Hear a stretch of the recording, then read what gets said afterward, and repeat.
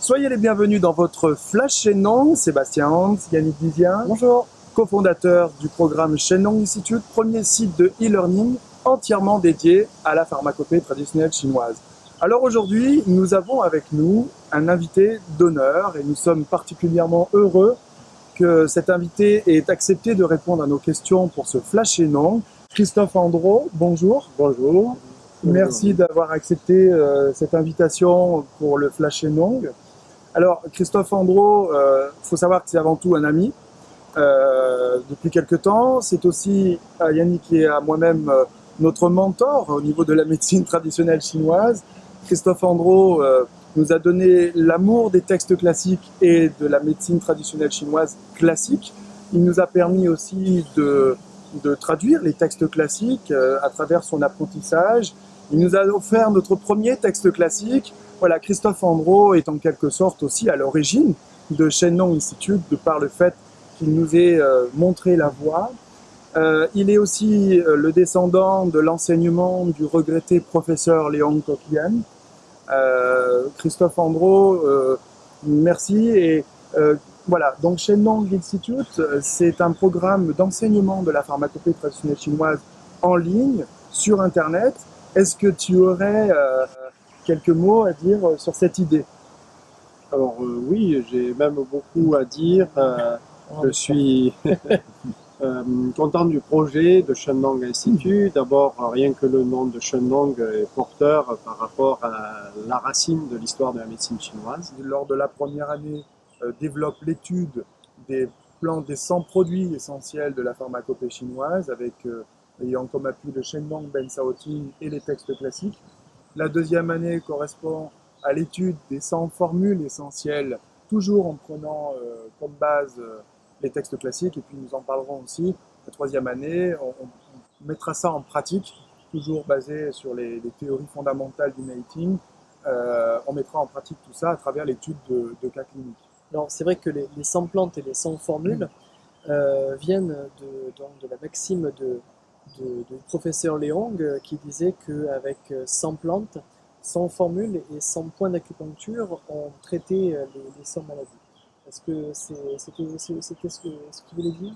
Alors oui, tout à fait. Le professeur Léon Coquillan avait un souci pédagogique d'éducation et dans sa méthode didactique d'enseignement, voulait simplifier les choses, mais tout en gardant l'efficacité et en même temps sans s'occuper du savoir traditionnel. Et c'est la raison pour laquelle il a ramené sur les études de base à des choses simples, sans plantes, sans formules, sans points d'acupuncture. Voilà, en sachant qu'une fois que ces données-là sont totalement acquises, on va pouvoir élargir de façon beaucoup plus vaste. Mais voilà, c'est une méthode didactique qui correspond tout à fait, il me semble, au désir du professeur d'entreprise. Très bien. Donc voilà, j'en viens à te demander la chose suivante pour les praticiens et les élèves qui nous regardent dans les pays francophones, le Canada, la Belgique, Nouvelle-Calédonie, etc., même la France, bien sûr. Est-ce que tu aurais un message à transmettre pour celles et ceux qui veulent percer dans la voie médicale et surtout ne pas dévier? Alors, oui, ce serait peut-être un peu prétentieux de ma part que de prétendre avoir la méthode qui permet de percer dans la médecine chinoise. Certes.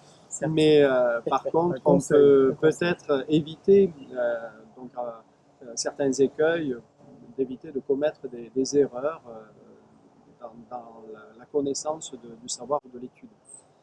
Et plus spécifiquement, puisque j'ai abordé le sujet de la pharmacopée, c'est un domaine qui effectivement pourrait être source d'erreurs sur le futur.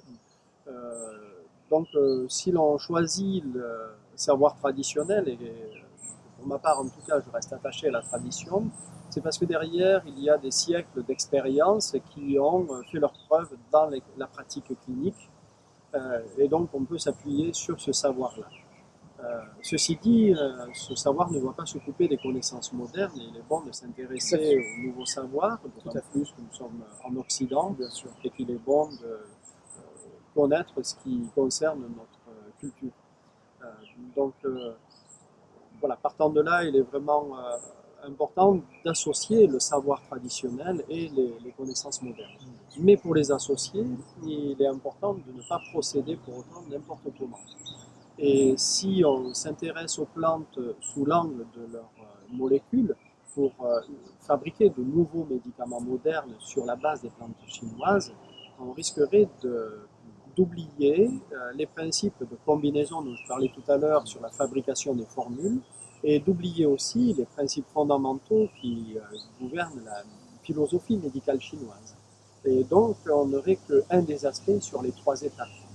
Donc, il y a de gros risques pour que l'on aille commettre des erreurs. Donc, il vaut mieux que chacun connaisse le domaine qui lui correspond. Notre domaine est celui de la médecine chinoise et de la tradition. Et bien qu'il faut rester ouvert aux connaissances modernes, il faut faire attention de ne pas mélanger tout. L'image que je peux prendre pour ça, c'est bien qu'on joue au football avec un ballon et au rugby avec un ballon aussi. Il ne s'agit pas des mêmes ballons, il ne s'agit pas des mêmes règles. Et ce n'est pas en fabriquant un nouveau jeu qui mélangerait le football et le rugby que pour autant ça soit un jeu qui soit meilleur.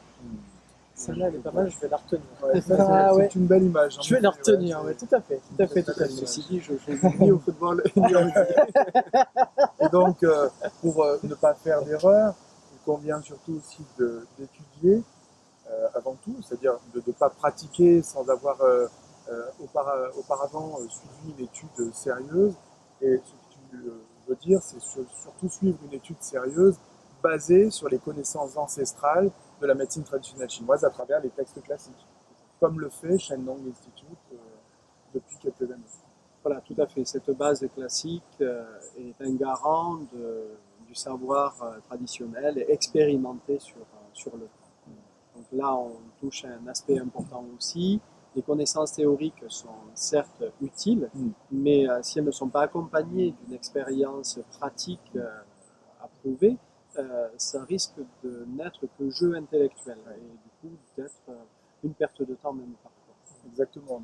Et que penses-tu de cette vocation qu'a Shenlong Institute de joindre la technologie moderne au service de la tradition avec l'enseignement à travers les textes classiques que nous avons à cœur de transmettre au niveau de Shenlong et le déposer sur le site internet pour l'enseignement via le e-learning?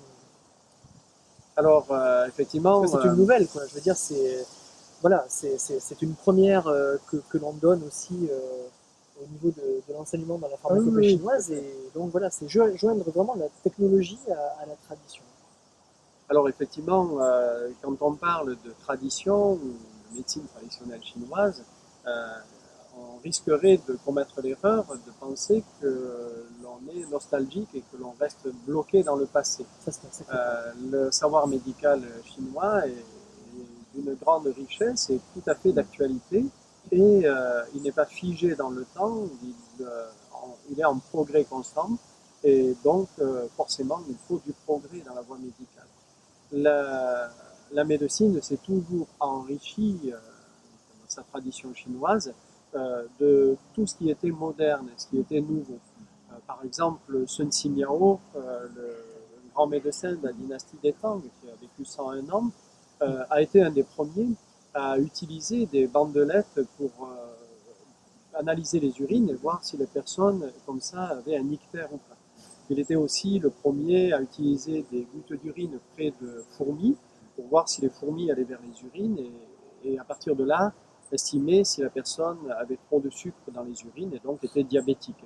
Donc il était aussi le premier à utiliser un petit peu comme l'irathérapie, c'est-à-dire les traitements pour la thyroïde, en utilisant le corps thyroïdien des chèvres et donc c'était un petit peu l'ancêtre qui était à l'origine des traitements allopathiques modernes comme le néomercazole ou l'évothyrox. Un précurseur de l'hormonothérapie, tout à fait, tout à fait.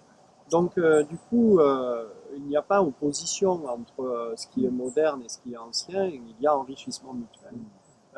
La technologie moderne a fait des progrès extraordinaires qui permettent de décupler vraiment les capacités et les moyens il serait dommage de se priver de ces outils. Ce qui est essentiel, c'est de considérer que toute la technologie moderne est un outil et que du coup, il est bon à utiliser en tant qu'outil. Voilà, donc la technologie actuelle est excellente. Elle permet effectivement de rendre accessible assez facilement un certain savoir ancien et du coup, ça permet de toujours rendre accessible ce savoir traditionnel de la médecine chinoise qui fait partie du trésor de l'humanité. Et ça serait bien plus dramatique de le laisser s'éteindre à travers une absence de technologie. Si la technologie aide à le maintenir, à le développer, c'est tout bénéfice. Je rappelle que la médecine chinoise est la deuxième médecine reconnue par l'OMS. Oui, avec la médecine ayurvédique, les deux médecines traditionnelles reconnues par l'OMS, la médecine traditionnelle chinoise, la médecine ayurvédique. Donc c'est important que nous puissions la transmettre. Traditionnellement, les anciens la transmettaient à travers les textes qu'ils écrivaient de manière manuscrite, sans ordinateur évidemment, sur des rouleaux, parfois en calligraphie. Au jour d'aujourd'hui, on utilise Internet, on utilise les caméras, on utilise les écrans pour transmettre au plus grand nombre un savoir ancestral, celui de la médecine traditionnelle chinoise. Comme tu le disais tout à l'heure, il est essentiel de passer de la théorie à la pratique. Et à Shenong Institute, dans le programme d'enseignement, il nous a paru également essentiel, en ce qui concerne les gens qui suivent les cours, qui savent ensuite les utiliser. Et c'est pour cela que nous avons, pour l'année prochaine, lancé l'inscription d'une année exceptionnelle, dans laquelle il y aura 6 stages entièrement consacrés à la pratique clinique. On les a appelés l'étude appliquée des cas cliniques. Voilà, donc vous êtes d'ailleurs extrêmement nombreux à vouloir participer à cette session et les places seront limitées à maximum 40 personnes. Il reste encore quelques places sur le site internet, sur le bulletin d'inscription du site internet que vous pouvez télécharger sur la page d'accueil. Nous sommes heureux de vous accueillir. N'hésitez pas à aller voir sur le site internet de Shenong Institute qui s'affiche juste ici, juste en dessous. Voilà. Christophe, que penses-tu du fait que nous consacrions, c'est pareil, c'est une première, une année entière consacrée à la pratique de la médecine traditionnelle, à la pratique de la pharmacopée chinoise basée sur des cas cliniques authentiques? Donc c'est excellent, ça va toujours dans le sens de la tradition. Pour répondre à cette question, ce que je peux faire, c'est citer Chen Xuyuan qui, dans son traité, le Yi Zhe Setting, le canon d'études médicales en 3 caractères, dans lequel il commence en disant, en chinois, désolé pour ma prononciation qui est mauvaise, ce qui signifie que la médecine chinoise s'origine dans l'empereur jaune, qui est auteur du Neijing, est divisé en 2 sections. Le Ling Shu qui agit et le So Wen qui instruit. Donc pratiquer ou transmettre le savoir médical chinois se fait sous ces 2 aspects-là. Instruire à travers l'étude, la réflexion, et ensuite passer à l'action à travers la pratique.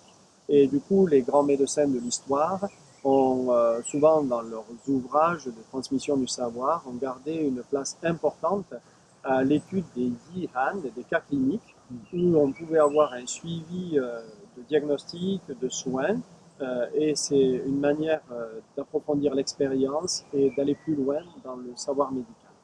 Donc ça colle absolument avec la tradition. Voilà, donc n'hésitez surtout pas à vous rendre rapidement, puisqu'il reste encore quelques places sur la page d'accueil de notre site internet, où vous pourrez cliquer sur l'étude appliquée des cas cliniques, télécharger le dossier d'inscription et renvoyez-le nous.